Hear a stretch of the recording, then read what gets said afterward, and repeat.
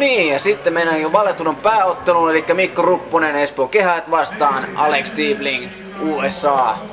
Ja Stiebling on erittäin kovan luokan jätkä. Todella kokenut kaveri, voittanut IWC:n 16 miehen turnauksen Venezuelassa. Otellut UFC:ssä, otellut Prideissa. Erittäin kokenut kaveri. Stiebling, hän on otellut yhteensä 4 kertaa tässä Pride-turnauksessa. Pridein otteluilloissa Japanissa, mikä todellakin tämä Pride on varmaan tällä hetkellä arvostetuin näistä vapaa-ottelupiireissä tuolla katsomaan. Kyllä joo, ja näissäkin Priden matseissa 2 voittanut, 1 hävinnyt silmäkulmavammalla, tosi huono säkä, 1 hävinnyt hajainen tuomiolla, eli erittäin väkevästi otellut siellä ja todella kova luokan kaveri. Et itse asiassa Rupposen piti otella Stieblingia vastaan Fight Festival 9 ja hänet oli sovittu sinne syyskuun loppuun 29.9. kisoihin. Ja oli jo valmistautumassa Rupposta vastaan ja Rupposen piti otella Martin Malhasiania vastaan. Venäjän kovaa Malhasiania vastaan tässä Fight Festival 8 ja kuinka ollakaan, niin Martin veli kuoli pari viikkoa ennen kisoja ja hän ymmärrettävästikään ei ollut semmoista fiiliksissä, mitä tämmönen niin kamppailu-urheilun F1 kutsuttu vapauttelu vaatii, eli täydellistä keskittymistä ja Stieblingille sopi vallan mainiosti, että hän tulee jo näihin kisoihin kohtaamaan Rupposen. Mikko on kovassa kunnossa, niin kuin kuvasta näkyy, mutta semmonen pieni ikävä homma tässä sai tämän flunssaviruksen, minkä melkein jokainen on käynyt tässä ainakin pääkaupunkiseudulla läpi, ja aamulla oli vielä pieni lämpö päällä.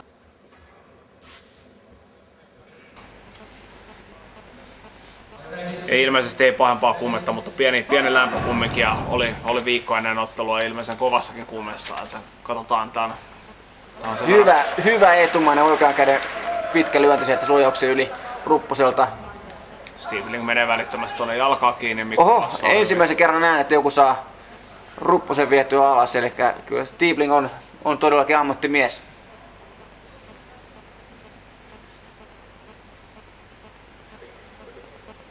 Rupponen on hyvä matossa, että saa nähdä, että kauanko viihtyy alimmaisena. Odottanut ehkä enempi, mä luulen, että Rupponen olisi lähtenyt enempi hakemaan tonne mattoon, mutta Rupponen lähtikin lyömään tuossa alussa. Että... No joo, sen verran Rupponen sanoi tuossa ennen matsia, että flunssa on vennyt niin paljon voimia, että hän koittaa lopettaa ottelun pystystä mahdollisimman nopeasti, että jos ottelu menee pitkälle, niin hän uskoo, että välttämättä kestävyys ei sitten tällä kertaa tuleeko Mikko ulos sieltä vai eikä jäänyt käsi sinne pahasti? No katsotaan, kyllä Mikko yleensä näissä, no niin, ja hoiti homman ja hyvä lyönti Rupposelta.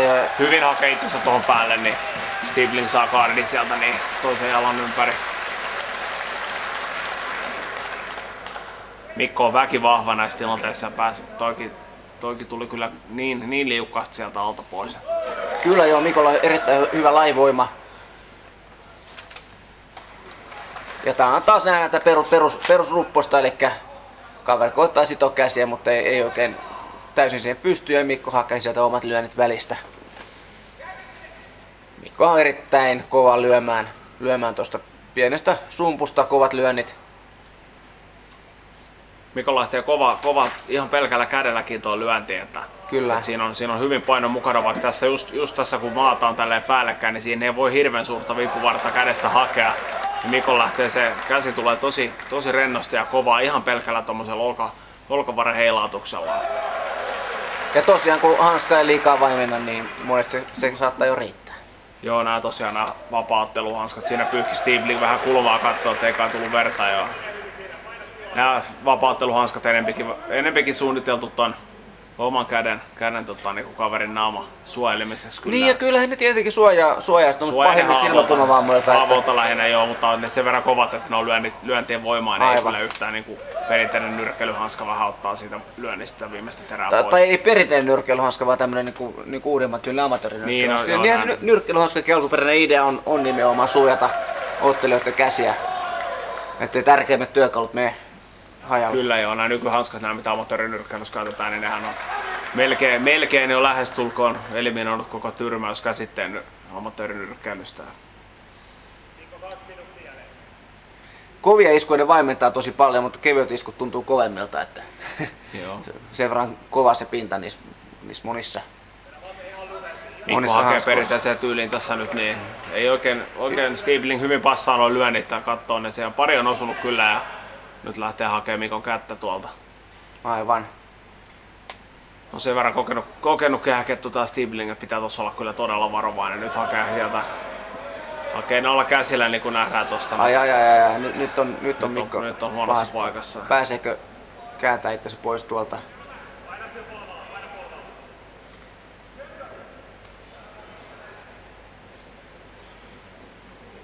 Ei ainakaan vielä tunnu, että Mikko olisi millään tavalla väsyneempi tai no, mitään. Mutta tämmöiset tilanteet, just missä kovasti väännetään, kun molemmat koittaa hakea itselleen hyvää positiota, niin tämmöinen vääntötilanne, niin se ei olisi mikään vie energiaa kyllä. Että. Lunkiolainen kaveri on tää Stiebling, että ei ole niinku. On kyllä jo ihan kotona tossa, että kattelee siinä ihan rauhassa ja koittaa hakea tuolta nyt kuristusta. Ja Mikko joo, kyllä ja pääsi pois siitä. Ja Mikko on niin vahva näissä, että ei tule vaikka väkisin pois. Stiebling kyllä taas siinä Mikon nähtiin, kardi, että kyllä on ammattimies paikallaan. On joo, siinä nähtiin tuota matto-osaamista kyllä niin, että vaikka onkin selälteen siellä ja näyttää, että toinen hallitsee koko ajan, niin yhtäkkiä huomataankin, että tilanne on täysin toinen. Kyllä.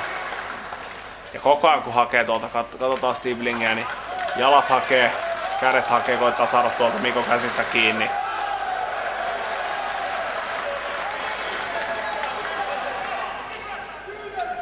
Kymmenen sekuntia jäljellä ensimmäinen lopuillaan ja kyllä tää Rupposen hallinnassa on ollut. Että. Rupposen hallinnassa mennyt ensimmäinen erä, tuossa yhden kerran mennä jäädä vähän pahan pakkaan, mutta nopeasti pääsi sieltä pois. Kyllä ja kovia lyöntejä sai vedettyä päähän ja vartaloon. Että. Todella ilo katsoa tästä huippumiesten kohtaamista, että Stiebling on näistä Rupposen kohtaamista vastustajista ehdottomasti niin oman painoluokan kavereista kovin, että edelliskamppailussahan Fight Festival 7 Mikko voitti Valentin Overeemin ja Overeem on Mikkoa isompi ja siihen matkaan Mikko piti jopa lihottaa itseään, että pääsi tähän vaadittuun yli 100 kiloa ja tässä alle 93 kilon painossa Mikko on ihan painopuolesta omillaan. Mikon oma sarja, joo. Tää joutuu pari kiloa tähän ottaa painoa pois. Et jopa voisi joku 90 kiloa, jos olisi silleen, niin se on vieläkin ehkä paremmin. Niin. Joo, kyllä mutta tää on ihan jees. Kyllä on Mikko todella kireessä kunnossa tässä 93 kilon painoisena, että siinä ei ole ylimääräistä kyllä tuossa oikeastaan niinku grammaakaan, että nesteestä ehkä saisi vedettyä sen 3 kiloa just pois. Katsotaan miten toisen erään hyvin lähtee. veti Mikko vastaan tuolta lyöntejä. Ja nyt lähtee Mikko hakemaan tuonne jalkoihin. Ei saanut vietyä alas, että. Toivotaan, ettei ole kuume venyt yhtään terää. Ja palomiehen pyörän loistavaa esitystä Rupposelta. Se oli hieno. Siihen koittaa heti sitten jalollaan kuristusta. Stiebling ei lähde triangli kohdalle ja Kaadi nyt ei kyllä yrittää. Mutta Mikko vähän pahassa paikassa siinä. Tää hyvin hakee Stiebling jalolla koko ajan tuohon Mikon kaulan ympärille. Niin. Kyllä joo, kyllä. Ja Stiebling on päässyt reenaamaan tässä viime kuukaudet Jeremy Hornin ja Team Silvian kanssa. Ja Team Silviahan on UFC:n raskaan sarjan mestari, voittanut kaikki kamppailunsa.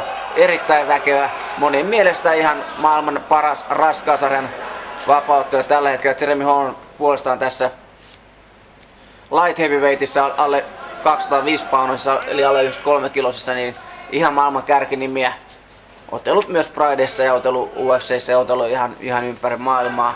Toista sataa kamppailua pitkälti, eli tämmöisten reenikavereiden kanssa kun pääsee reenaamaan, niin ei ainakaan voi sanoa, että olisi sparrikaverit ja tekniikkaharjoituskaverit niin mitenkään liian heiveröisiä. Että Stieblingahan oli ongelmaa tässä sitä ennen keväsen saakka, niin tommonen vuoden verran suurin piirtein, niin ei ollut yhtään kelvollista sparrikaveria ja Ja se näkyy miehen otteessa sitten, että tuli näitä tiukkoja tasaisia tappioita.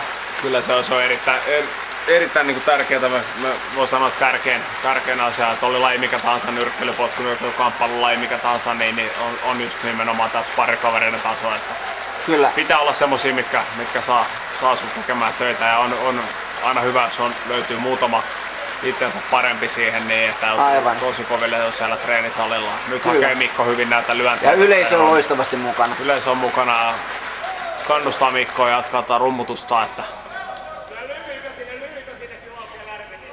näissähän ollaan Fight-festivaleissa nyt viimeisimmissä Fight-festivalissa todella hyvä tunnelma.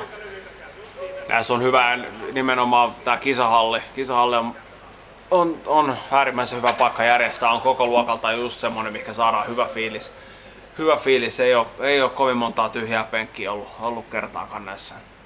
Aivan, nythän tosiaan ollaan Töölön kisahallissa ja aiemmat monet Fight-festivaalit on totuttu iskemään Helsingin urheilutalolla, joka on tällä hetkellä remontissa ja toisaalta on ruvennut käymään myös Fight-festivaalilla liian pieneksi. Eli siellä on ihan istumapaikka, vaikka ylipäätään katsomokapasiteetti ei riitä ja sisääntulot on liian ahtaat, parkkipaikkoja ei ole tarpeeksi. Joo, itse molemmissa halleissa otelleena, niin täällä kisahallissa on huomattavasti paremmat pukusuojat tai pukuhuoneet, missä on tilaa lämmitellä. Tuossa koittaa monesti Steven koittaa työntää Mikkoa alemmas kohti niitä jalkojaan ja nyt hakee kättä sieltä koko ajan. Ja Ekberg keskeytyy, nyt siirrytään. Ottaako pystyy vai laittaa takaisin mattoon ja mentiin taas liian lähelle tuonne köysiä. Ja siinä pääsi Mikko vetää yhden vähän. Onneksi lähtenyt kovaa ja siihen taputellaan vähän. No ja siitä lähtee.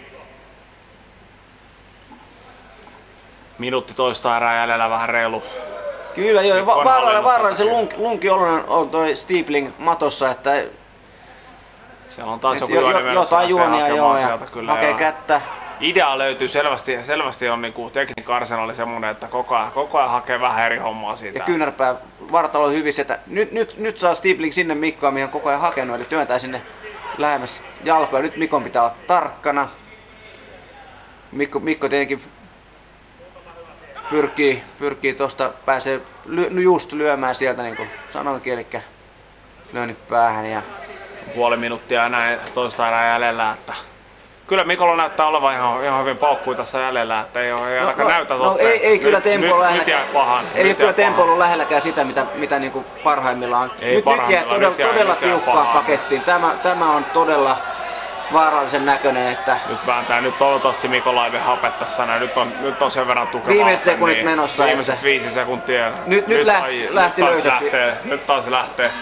Katsotaan miten käy. Kyllä. Mikko. Sai hapetettua, eli tää ottelu ratkesi tähän. Siinä oli kyllä sen verran tiukan näköinen. Kyllä. Mutta niin kuin sanoin, ei ollut tempo ihan samaa mitä yleensä on ollut. Että kyllä varmasti on tähän vaikuttanut Mikon. Eli Stiepling sai ihan viime sekunneilla ihan aivan tähän toisen erän loppuun triangali kohdalle ja sai meidän vapauttelu ykkösimemme kuristettua. Loistava palomiehen pyörä. Aivan mahdottoman hieno tekniikka. Mikkohan on sanonut, että hänen tavoitteenaan vapauttelussa on nimenomaan tämän tekniikan palomiehen pyörän onnistuminen huippuluokan kaverille ja sitähän Stiepling ehdottomasti on, että toivotaan, että Mikko kuitenkin asettaa uuden tavoitteen jo, että tähän me ei haluta, että hänen uransa jää, että etenkin nyt kun tästä tuli sitten hänelle tappio. Mutta loistava kamppailu. Mikko johti huippuluokan kaveria vastaan 2 erän jälkeen. Okei, siellä on 1 erä vielä jäljelläkin. Eli tämä otto on suunniteltu 3 kertaa 5 minuutin pituiseksi. Todella taitavasti sai tiukkaan pakettiin. Kyllä, tässä nähdään kuinka Stiepling ottaa Mikon päästä kiinni ja painaa päätä vielä. Aivan, sitä hän koko ajan koitti työntää sinne alemmas. Tuossa näkyy selvästi 4 sekuntia näytti kello.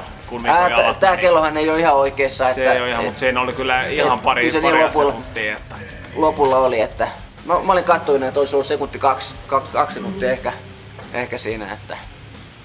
Siinä oli pari sekuntia siinä näkyy, että meni jalat Kyllä. Ja tää Ramones mieshän täällä Steveningin kulmassa niin on hänen nyrkkeilyvalmentajansa, eli hänellä on oma valmentaja niin kuin nyrkkeilyharjoittelua varten ja sitten Matto Reiniä varten omansa. Ja